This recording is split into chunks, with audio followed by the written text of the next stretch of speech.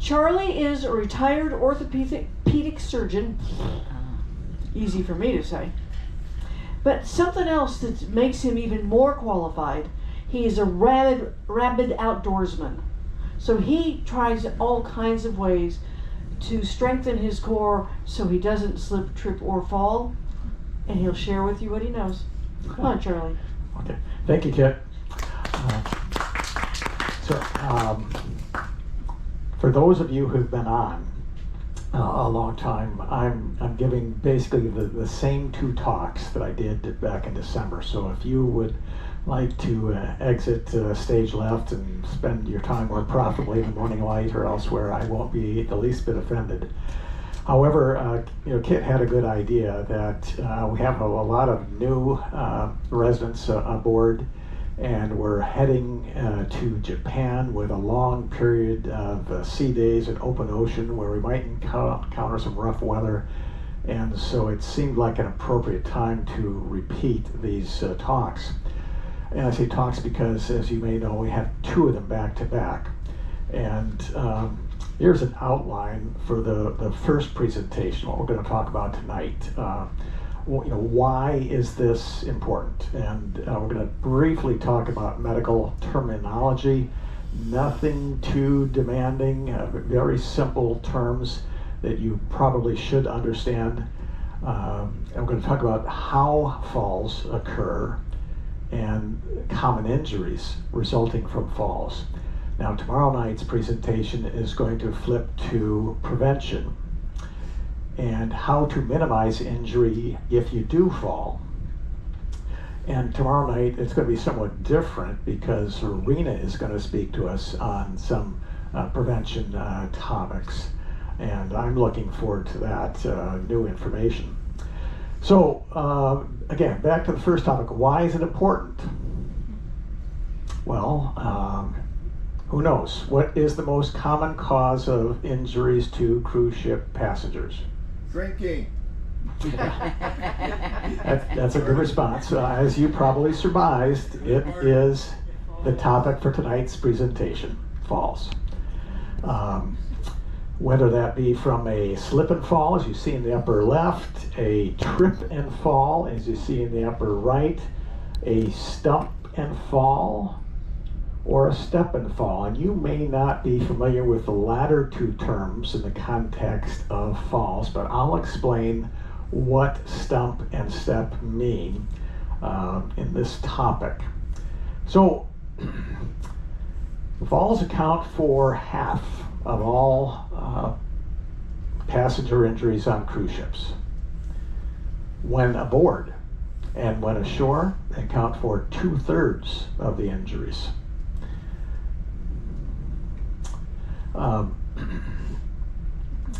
Demographics, 2/3 of the injuries resulting from falls occur in females, and the median age is 72.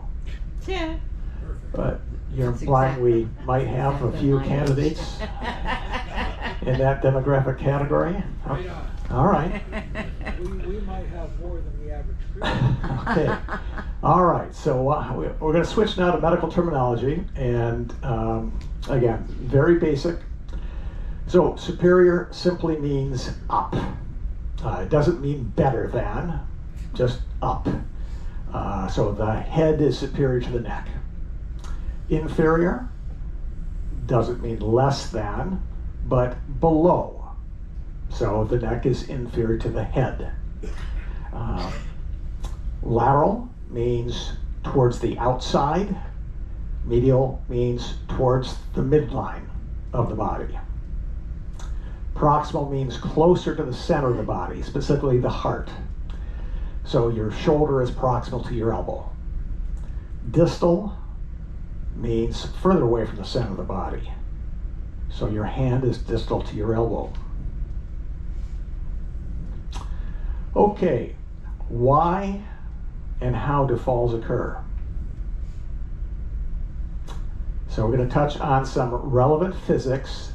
Don't get anxious. We're not talking about relativity or the space-time continuum here. This is very simple mechanics, like the first week of Physics 101. Okay? All right, acceleration and deceleration. So acceleration refers to the change in velocity per unit time. Abbreviated A equals delta V divided by T. And if you are falling, you accelerate about 10 meters per second until you reach terminal velocity, where the frictional force of air equals the acceleration force due to gravity. So, as you may have gathered already, the injury-producing potential is not so much the velocity change, but how fast it occurs. Again, the acceleration, or in the case of a fall, deceleration. So for a given delta V, the change in velocity again, the smaller the t, the shorter the time over which it occurs, the higher the likelihood of injury, the greater the deceleration. And notice that A is used for both acceleration and deceleration.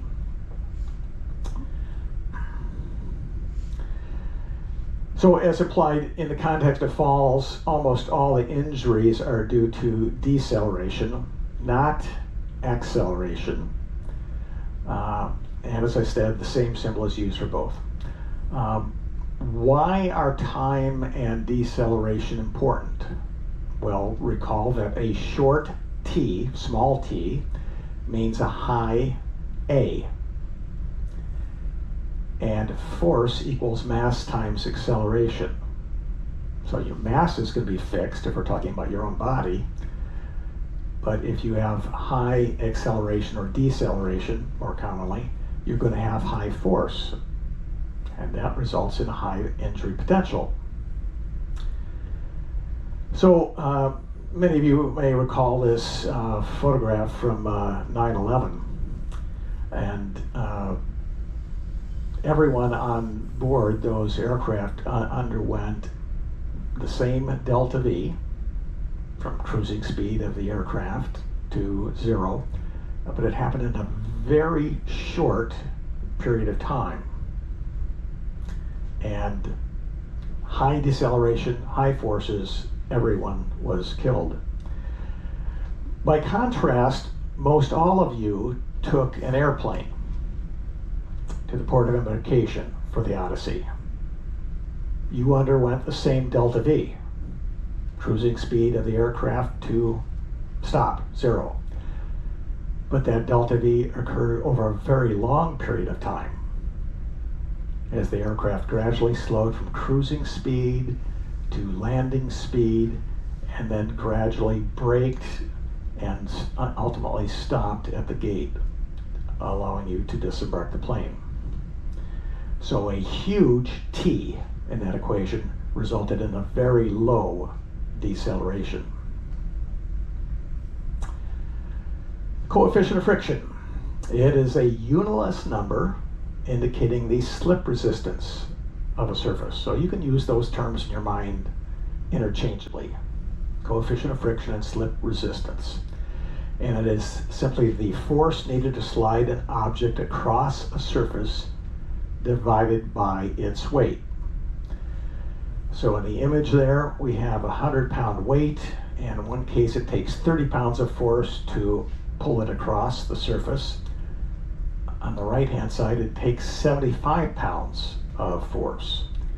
So we have a stickier surface on the left, on the right than the left, and we'll have a higher coefficient of friction on the right. To give you some real-world examples, dry brushed concrete sidewalk, very high coefficient of friction.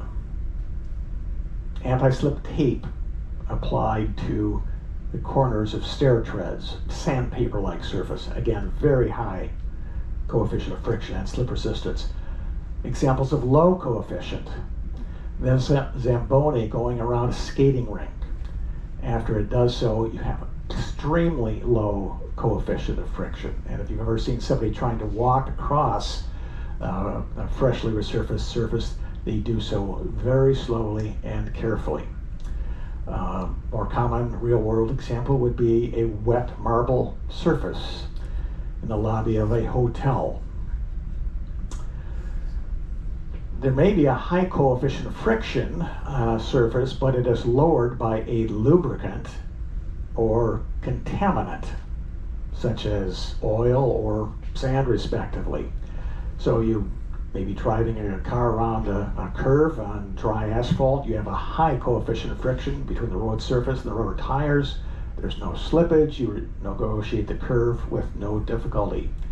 But if you add a lubricant, ice and snow, or a layer of sand, markedly decreased coefficient of friction, and the car may very well slide off the road. Switching from coefficient of friction to center of gravity, it is the balance point of an object or body. In humans, it's normally in the center of the pelvis, but its location can vary depending on what activities the person is doing. Body shape, if you have a large protuberant abdomen, your center of gravity is going to understandably shift forward. Depending on your posture, if you are kyphotic, your spine is curved forward more than normal, or you're using a walker, leaning forward on the handles of the walker, your center of gravity is going to shift forward. And it's important because its location determines if and how falls occur. So we're going to talk about base of support now. Now, to stand, walk, ascend or descend stairs without falling, you must keep your center of gravity over your base of support. So in the upper left corner image there, you see obviously it seems to be a balanced situation with the center of gravity directly over the base. In the next one over, with the wine bottle and the anti-gravity holder, intuitively it doesn't seem to be a stable situation, but when you stop and look at it, yes, the center of gravity of that body is directly over the base of support. The top center, we've got a mallet there, obviously much different weight between the head of the mallet and the handle, but because the base of support is shifted to the center of gravity close to the head of the mallet, it's a balanced situation. Top right, a wide base of support as demonstrated in the lower left. Obviously that's a very stable posture for the individual drawn there, something which you might want to employ yourself if the ship is pitching or rolling significantly. In the bottom center, a seemingly unstable situation, but again, center of gravity is over the base. Bottom right, is that a stable situation? No. Obviously not. The CG is no longer over the base, and that individual is going down. So when standing, the base is simply your footprints. However, when walking, the base constantly moves, and you unconsciously move your body parts to maintain your CG over the base and maintain your balance. Show you some images. Standing, CG directly over the base, the footprints. Walking, again, the center of gravity is going to move forward with you. Someone with kyphosis, abnormal forward curvature of the spine, or using a walker, center of gravity is going to be shifted forward. That's an inherently unstable situation. And if that walker should slip forward or do a wheelie, this person is probably going to go down. We're going to talk about gait cycle. And I know it's a bit complex, but it's important when we talk about slips and trips especially. I'm going to ask you to focus on the black shaded lower extremity. And the lower left heel strike, the beginning of a gait cycle. After the heel hits the floor, the rest of the foot, the midfoot and the forefoot, come down, contacting the floor, and now the foot is flat, and hence that portion of the gait is called foot flat. Then there is mid stance, and then the heel off. So the forefoot is still on the floor, but the heel comes off, and then the toe off. Okay? Those portions of the gait are all called stance phase. 60% of the gait cycle. Once your toe is off, you begin swing phase. And there's simply early, mid, and late, or initial, mid, and terminal swing. Okay? Followed by another heel strike. Okay? That is a complete gait cycle. Why is it important? Again, I talked about slips and trips. So heel strike is where the most common type of slip occurs. Your heel slides forward. Okay? You can slip on toe off. It's called a toe slip, but it almost never results in falls, as we'll talk about later.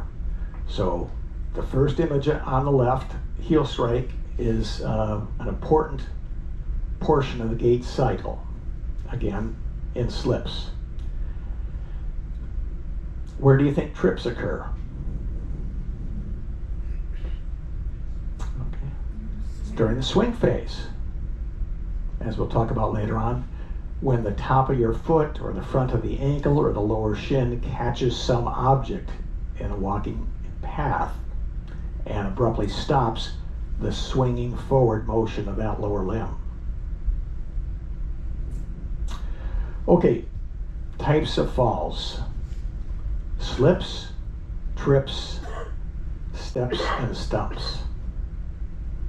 Okay, again, you're probably quite familiar with the first two, probably not the latter two. Apart from the four types of falls, slips, trips, steps, and stumps, the height is also important. So, you can have fall from a height. They tend to be more severe, but less frequent. Most falls from a height are less than 3 meters, or 10 feet. Can occur on stairs as well. And there can be same level falls, by far the most common. Although they are more frequent, they tend to be less severe. Again, lower height, less forces involved, less likelihood of injury. All right, so same level falls. We talked about the four types: slip, trip, step, stump. Let's start with slips. So most slips and falls occur when a pedestrian encounters an unexpected, localized area more slippery than the surrounding surface. Okay. You're walking along, you're used to the surface, you're walking a pond, and then suddenly something changes. You may not be aware of it, or you may just not have been attentive. All right. So the problem is the transition from a high to low coefficient of friction, or slip resistance. So if you're aboard the Odyssey, you walk from a carpeted passageway onto a wet deck. Very high to lower coefficient of friction. If you're ashore, you walk from the brushed concrete sidewalk into a store where there's a smooth vinyl floor that is wet from tracked-in rain.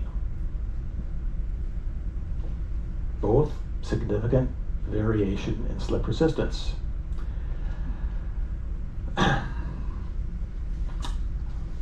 So maybe you walk from that sidewalk into a church or cathedral, and the marble floor such as pictured here, again wet with direct-in rain.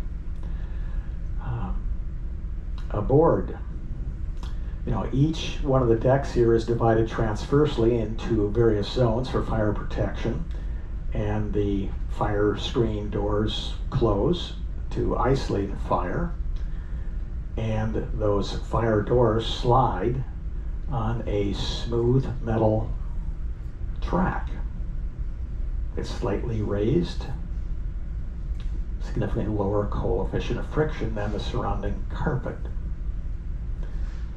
Not a problem for most individuals, but what if you're wearing spike heels and the heel happens to land right in that metal strip?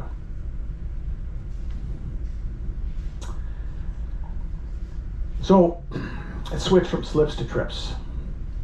As I mentioned earlier, trips occur during the swing phase of gait. We have early, mid, late, or terminal swing.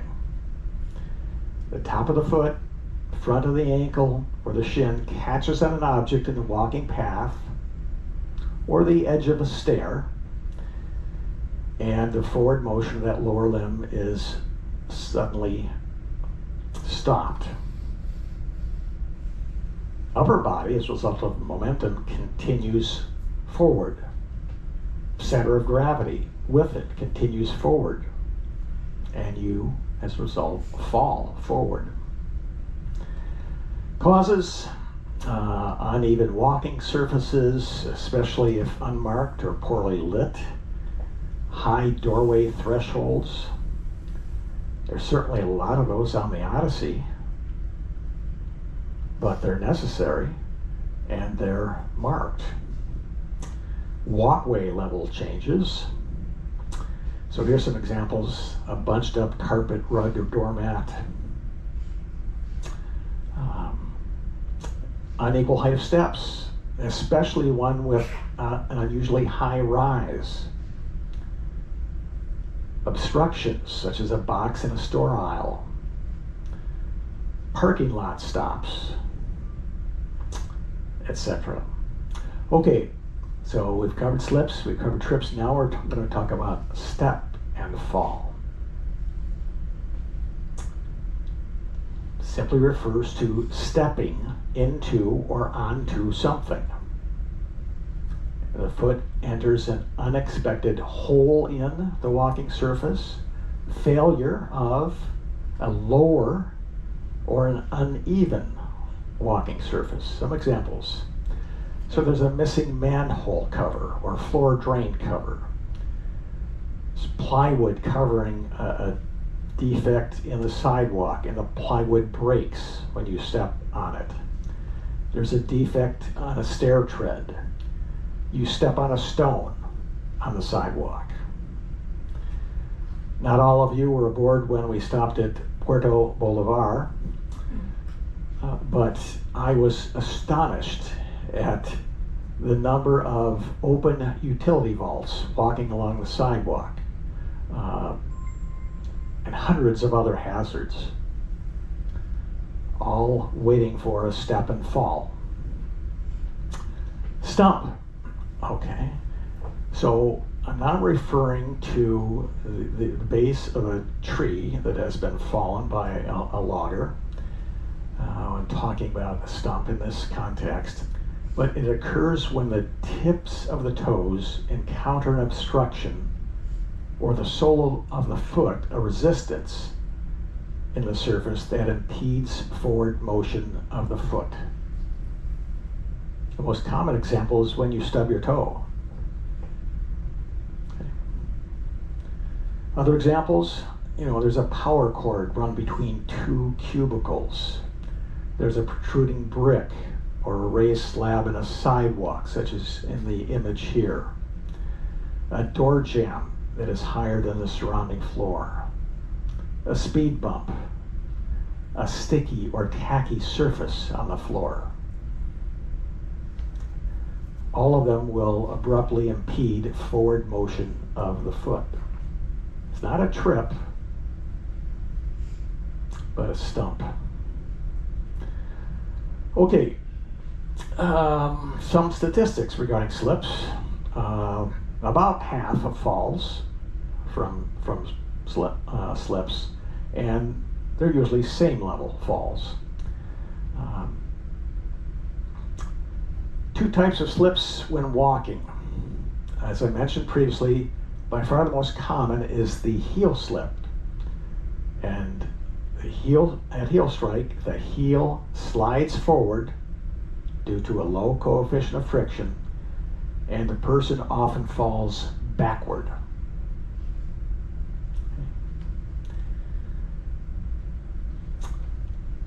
The toe slip I also mentioned, and that occurs again during the toe-off portion of gait. The toes and the forefoot slip backward, but as I mentioned, you rarely fall. Why? Because your momentum takes your center of gravity over the stance phase on the opposite limb. Okay. So the CG is again going over the base into a stable situation. So here's a typical heel slip. You see the center of gravity with a red dot. You see heel strike. The right foot in this example slides forward. Center of gravity is behind the base of support, and the person falls backward, or less commonly backward into the side. As I mentioned, the toe slip rarely causes a fall because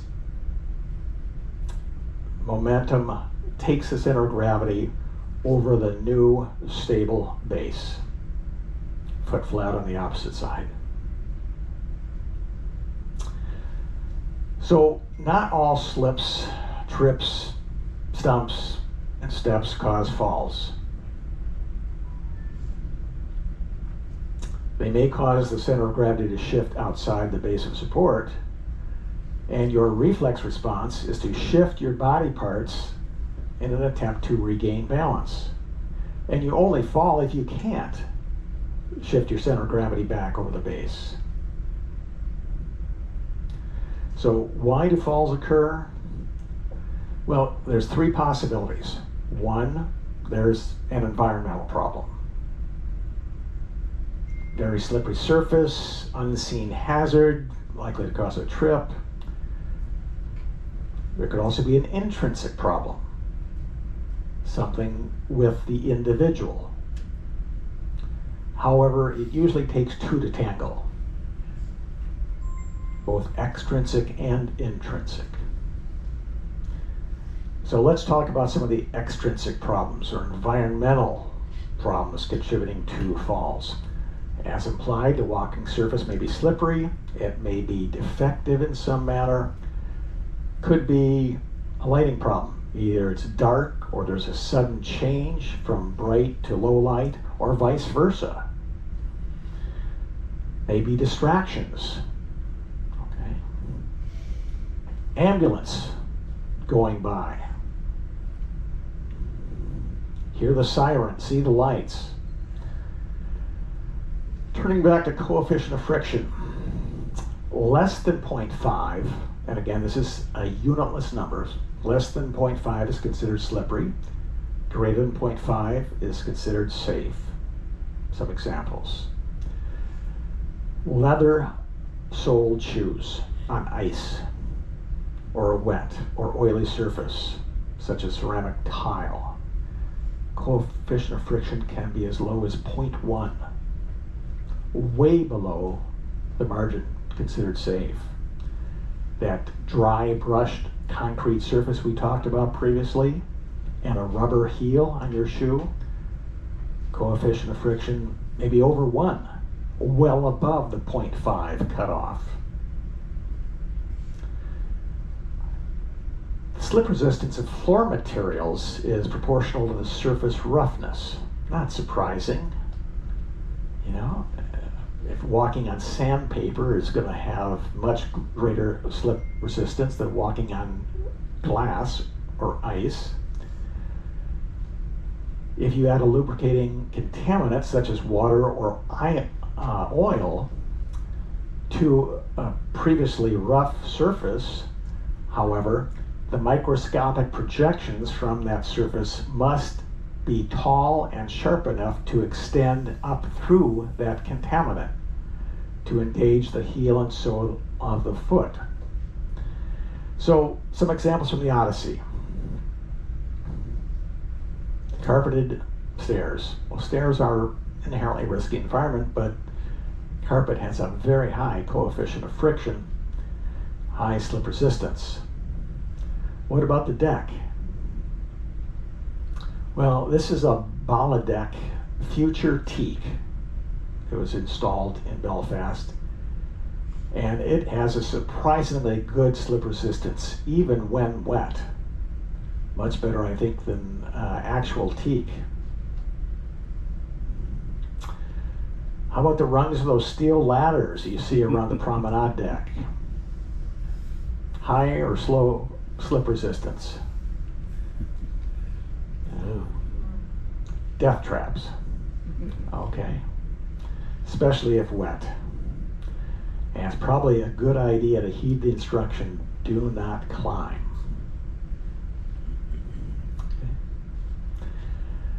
So we talked about extrinsic causes of falls. Let's talk about intrinsic causes, personal problems. Big one is inattention, and it's easy to do. We've all done it. You know, we're tourists, we're out walking around wanting to see the sights, and we're not watching where we're walking. So inattention is a big problem. Decreased vision. You know, if you're carrying large objects that are blocking your sight, that's a problem. Wearing sunglasses in low light areas. Having intrinsic visual problems. Not being able to see well. Failure to use handrails. A variety of physical impairments. If you have balance problems, decreased vision we just talked about, poor eyesight, impaired proprioception. What does that mean? Well, that is simply your awareness of the position and movement of body parts. You don't think about the position of your feet when you're walking normally because of proprioception, but it can be impaired due to neurological problems. Other physical impairments, peripheral neuropathy, decreased sensation, typically in the extremities, hands and feet, especially feet. If you can't feel your feet, that's a problem when walking. Muscle weakness, fatigue, medications, recreational drugs, alcohol, as alluded to earlier. Psychological factors can also contribute to falls.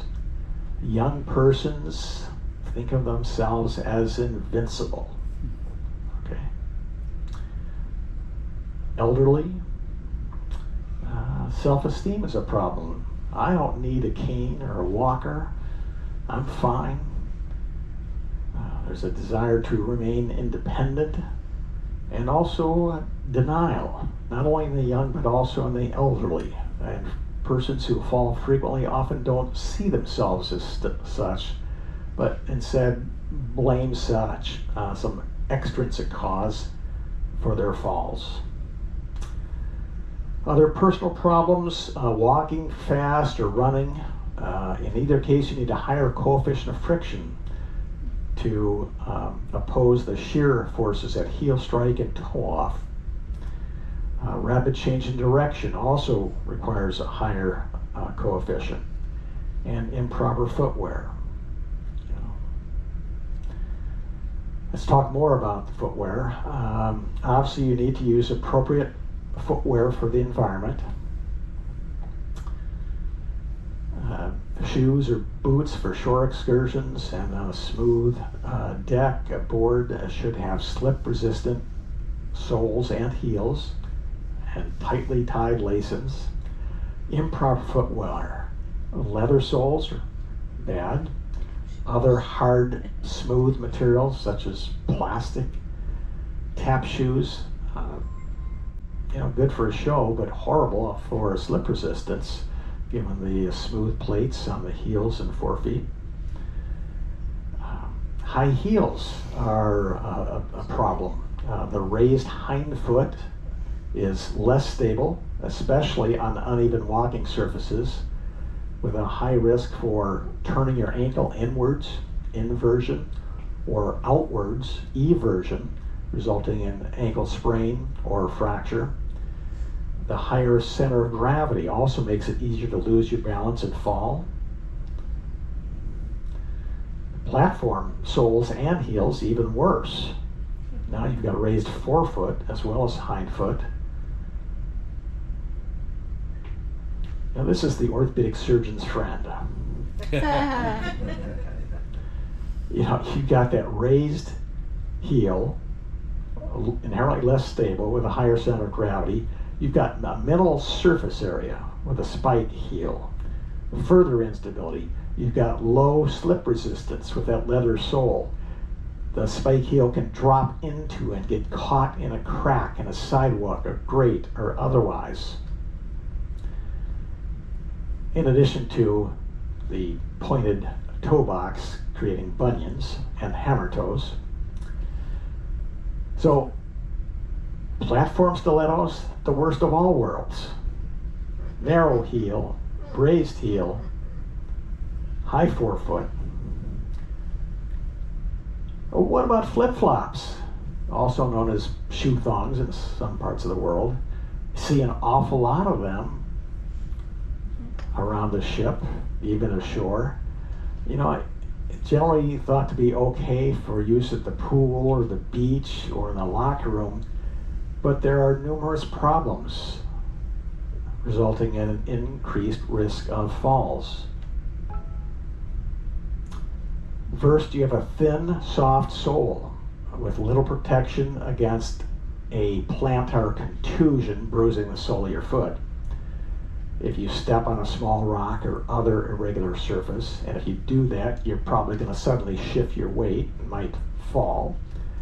You're also subject to puncture wounds through those thin, soft soles from a nail, broken glass, sharp rock, otherwise.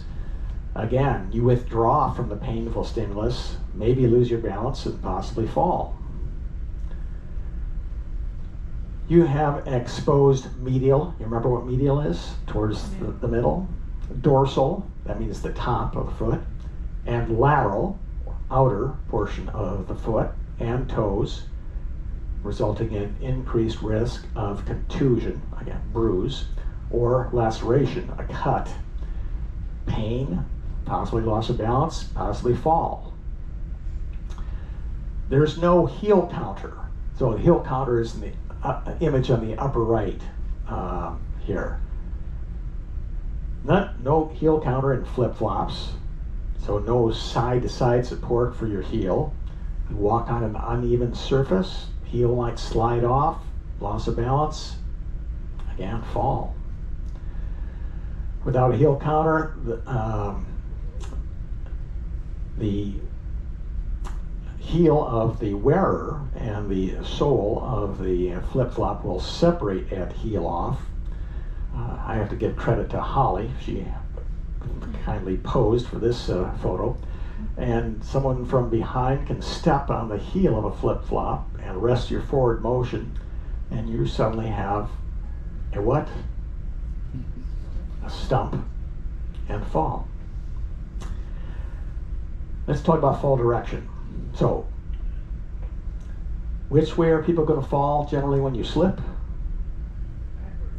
Backwards, yeah. So slow or normal gait, you're going to fall backwards. Maybe to the side. And you're going to typically land on your buttocks, your bottom, or your hip, respectively. Trip or stump, where are you going to fall? You're going forward, right? A step, well, we really didn't talk about this, but usually you're going to fall forward. But if the medial or inner portion of your foot steps on a higher surface, such as a stone or on the edge of a sidewalk, your ankle turns in, you're likely to fall forward and to the same side, or vice versa.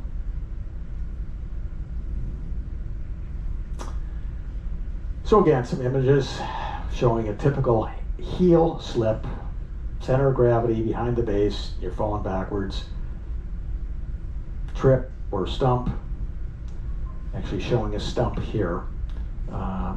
CG continues forward, foot stops, forward fall.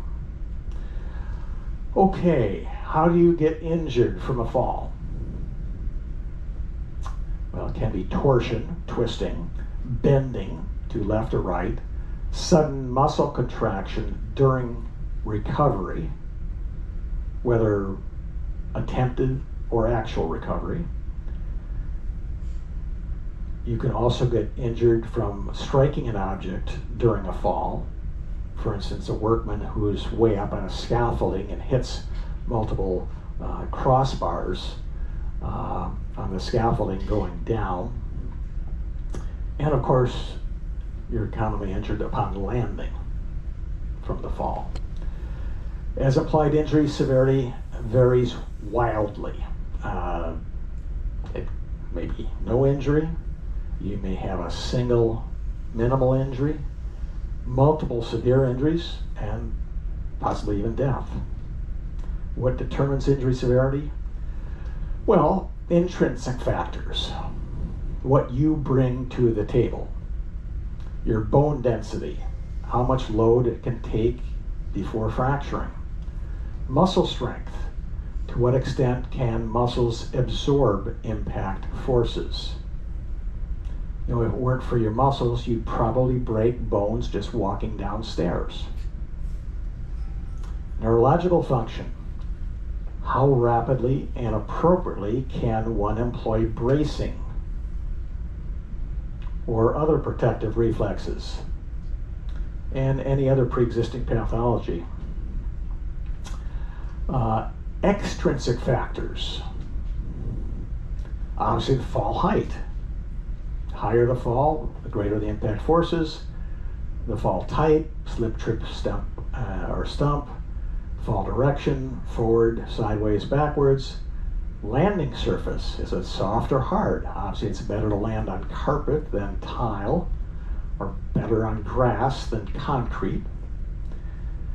Landing position, better to land on your hands or feet than your head or your spine. Not surprisingly, better to land on multiple body parts than one, so you're spreading the forces over a larger area. And it's better to be braced for impact. Deceleration and impact force on landing. So again, recall that force equals mass times acceleration. Head first fall. Example, 10 meters, 30 feet. If you're diving off a 10-meter platform into a pool, you have slow deceleration, low forces, no injury. Land on concrete, same height of fall, but very rapid deceleration. Small t in that equation. High deceleration, high forces, and you're generally going to be dead. Okay, common injuries from falls. Wrapping up here. Talking about cruise ships, there's a wide variation in the outcomes of falls in cruise ship passengers, according to the medical literature. Again, varying from no injury to a single mild injury, multiple severe injuries, or death. Most common places for cruise ship passengers' injury, again, as I stated earlier, you're more likely to be injured ashore and aboard, likely to have a fall when there's a slippery surface, water splashed on the pool deck, freshly mopped deck, residual cleaner on a vinyl floor, in the shower, rain on a gangway, stairs and ladders, high door thresholds such as in your bathroom, or in the promenade deck when going from outside to inside or vice versa. High seas, rolling and or pitching decks. Commonly injured body parts from cruise ship passenger falls. Lower extremity injuries are the most common. Hip, thigh, knee, leg, ankle, foot, and toes. Most common injury types: sprains, contusions or bruises, abrasions, scrapes, fractures, lacerations, burns, and foreign body. So if you look at the top three, they're relatively minor. Those in blue. Those in yellow below, more severe but less common. What about more severe injuries in cruise ship passengers? Well, there's a study done on those that sustain injuries of sufficient severity to require hospital admission. 67 passengers, 70% of those were older than 65, about 2/3 female again, and 80% of the injuries were from a same level fall, not a fall from the height. Most common injury, femur, thigh bone fracture. 85% of those were proximal femur, what we'd call hip fractures. Brain injury, only 8%. Another study that used major trauma as a criterion requiring hospital admission said 7 out of 8 passengers were females, all due to falls, most on stairs, and the most common injury was a concussion. So let's elaborate on head injuries. You can have scalp contusions, bruises or lacerations, cuts, skull fractures, traumatic brain injury that can be either penetrating or not. Penetrating means that an object, such as a bullet piercing the skull, or a piece of fractured bone entering the brain. Non-penetrating, also known as closed head injury, means an external force causes the brain to move inside the skull, typically resulting from a fall or a motor vehicle collision or being struck by an object. Upper extremity injuries. The most common mechanism is a FOOSH. That acronym stands for fall on outstretched hand. That thing we've all done 100 times before. Typically landing on your palm, and a FOOSH can result in various fractures. I'll show you some images in a moment. The most common one is a distal, remember distal being lower down, forearm fracture. The distal radius being the most common fracture. People often call it a wrist fracture, but it's actually the lower portion of a bone in the forearm, the radius. You can also fracture the arm or elbow area and dislocate your shoulder. So here's some images. Upper left, a FOOSH. This would be a typical mechanism for that distal radius fracture.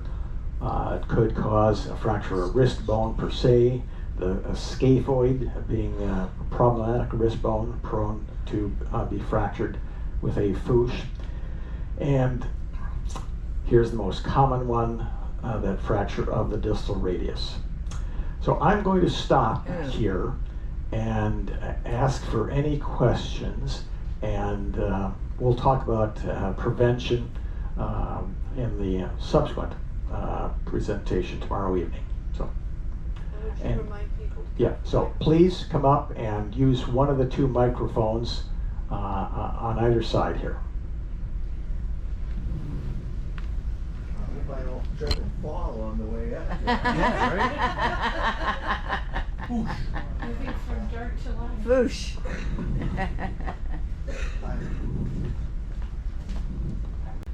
So the statistics show that most accidents are among older people and females. Under older people, I understand the logic behind that, but why do you suppose more than twice as many females as males suffer these injuries? Be careful. It may pertain to differences in muscle mass, prior athletic activity, and bone density. Shoes. Shoe wear is yeah, another good idea. I was thinking center of gravity. Microphone. I'm thinking, my question is about, we have, your sea legs and your land legs, and the difference between, when you're transitioning from coming on board, from being on board, especially after several days, you have this feeling and you have some disorientation or something, and you get on land and you still have this wavy thing going on. Does that have any effect on it? Tim, I don't know the answer to your question. Obviously, if you are aboard a ship that is pitching and rolling, as we'll discuss during the prevention talk, you want to maintain a wide-based gait and grasp handrails or support yourself on objects such as walls. But I don't know of evidence that suggests the acquisition of so-called sea legs has any bearing on gender differences in falls and injuries. Okay, well, just myself, my own experience, after being on board ship, in any kind of seas, and then going on shore, you still have that feeling that there's some movement going on. Correct. And that's something that's disorienting and may cause an issue there. I mean, I've been out on small sloops for days at a time, and then gotten off, and the pier was rocking. Yeah. Yeah. So, one hand free. Always have one hand free. Always have You one bet. hand free. Any other questions? Well, I see none, so I thank you for coming and hope to see you tomorrow night. Thank you, Charlie.